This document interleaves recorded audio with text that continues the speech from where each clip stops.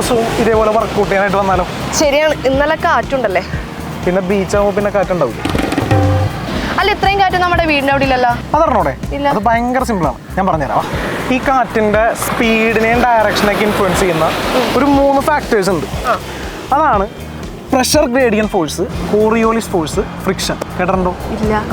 ഈ കാറ്റുകൾക്ക് പേര് കൊടുക്കുന്നത് അത് വീശുന്ന ഡയറക്ഷൻസിനെ ബേസ് ചെയ്തിട്ടാണ്. അതായത് എവിടെ നിന്നാണോ കാറ്റ് വരുന്നത് അതിനെ ബേസ് ചെയ്തിട്ടായിരിക്കുള്ളൂ.